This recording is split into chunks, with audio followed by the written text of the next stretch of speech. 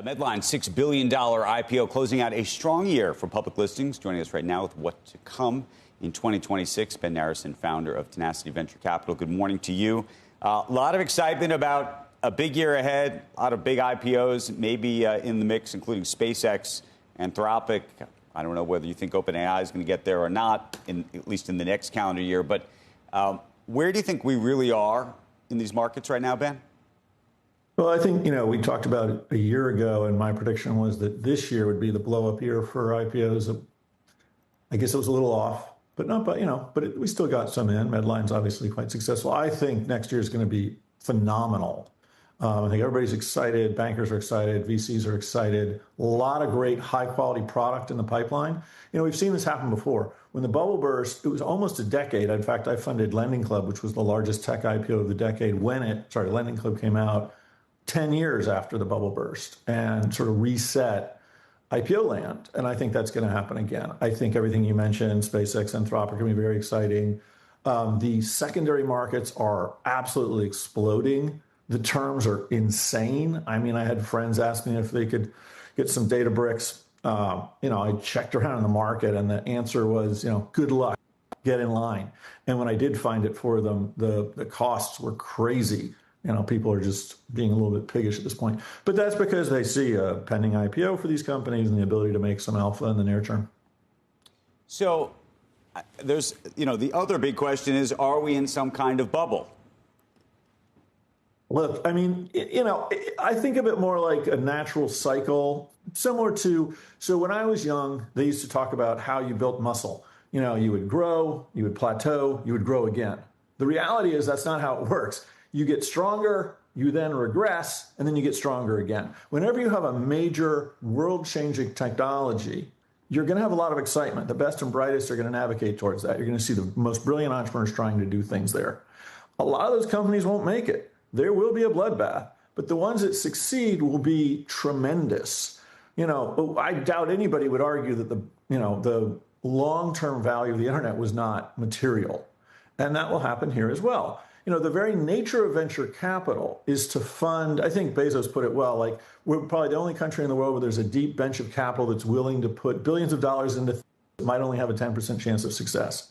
As long as those things that are in the 10% chance of success do so wildly well that they pay for all the things that didn't work out and more, then it works out just fine. So it's not that we're in a bubble, we're in the sort of energetic period where people are very excited about what can happen, but the winners have not yet been declared. I guess you could say Anthropic and OpenAI have been declared as winners, but those are interesting. And of course, OpenAI is now the white whale of future IPO possibilities. We'll see. There's so much money available to them. But along uncertain. The way, in terms of the big guys, do you have any fear that there will come a point where the economics of the business haven't effectively either caught up to the valuation piece of it or caught up to some of the financial commitments these businesses are making? So this is the current story du jour, right? Like, we're spending all this money on AI, but it's not going to pencil out. We're not going to see the benefit.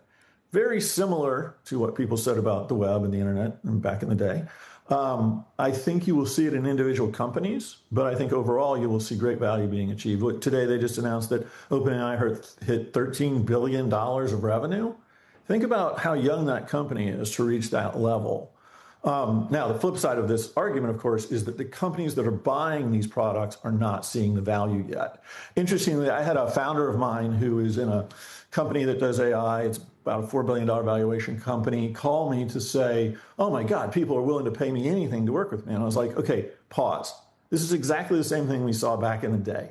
People will pay anything to work with you today because their boards and CEOs are telling them they have to be on this. Next year, you are going to have to show value or they're going to cancel. So make sure you do. So what's going to happen is you're going to see this bifurcation between the companies that did and can show value and the ones that can't. People are going to buy AI almost blindly right now because they don't want to look foolish or behind. But yes, there will be a consolidation where they start to say, okay, show me the money, show me the ROI. This is when the internet shifted from CPM to CPI. Same thing. Right. And so, but what then it's hard, this goes to how do you pick the winners and losers? And what does that moment look like? Meaning the moment at which you think the investor class or I should say management's especially in the enterprise and others, say, you know what, we're going to continue using this service. We're not going to use this service over here because it's not actually producing the ROI that we anticipated. There will be that moment, and then what happens? Well, so that question is different for two different parties, right? It's different for the investor versus management. Obviously, all investors want to pick winners, but it is impossible to always do so consistently and always be right. TAE, the announcement recently, is being merged in with Trump's unit. When I was in NEA, I went to visit TAE. It's a fascinating thing. What a wild business. That thing has been going on forever. Dick Kramlich, the original founder of NEA, funded that thing something like close to 30 years ago. And believed, by the way, it would be the first $1 trillion business. When will it be? Eventually. It's a phenomenal thing. Management, however, but on that point, if they're right, eventually, great. Where you have those businesses don't work out, as I said, the ones that do have to pay for the ones that don't. For management, It's a different question. It is, am I getting ROI? And I think the right answer today is try everything.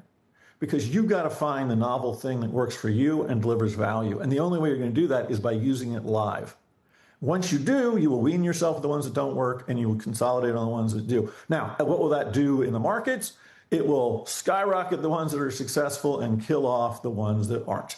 And it's very Darwinian. It has always been that way. I'm sure back in the birth of, look, there were 2,000 car companies when cars started in the United States. They certainly aren't 2,000 car companies now. Winners get big, losers die. Ben, you mentioned TAE. I do want to get your thoughts on that. There's been a lot of questions about what that deal really is about. Trump Media effectively becoming a crypto company, now a fusion company, a conglomeration of these kind of assets. On the other end, there's a question about if you're TAE and you were actually quite successful, why wouldn't you try to actually go public via an IPO and remain independent? Is this a better path? Is this a Trojan horse to becoming public? What's going on here? Well, they're public now. This is a reverse merger into a SPAC. So it's a little convoluted, but at the end of the day, TAE gets public equity to use in various ways. There's a $3.1 billion war chest. So TAE is working. It's probably one of two functional fusion realities, but it does consume an enormous amount of capital. And that capital will be needed for quite a while. Ultimately, a company like TAE is probably dependent on nation states to build the ultimate reactors to be able to go forward. But having $3 billion to utilize in public stock is a very valuable thing. So I think it's probably an accelerant. I have no direct knowledge. I visited them years ago. It's a fascinating facility. I think it's going to do great things for the planet. On the Trump side, there's a derogatory term for inflating the value of your stock and then using it to buy something that has hard value, right? We saw this in the bubble. Khashoggi did a pump and dump on some stock once where he literally just bought his own stock until it got to a very high price. Then he tried to buy our company, when you remember when Fashion Mall was public and we had a lot of cash. Yep. And there was just no value underneath. This is a little different. Trump has created value in this entity. The entity has this $3 or so plus billion of value. They've got the crypto assets. And now merging it into a long-term business, it could be truly one of the standouts. Pretty smart. I think it's probably a smart deal for both.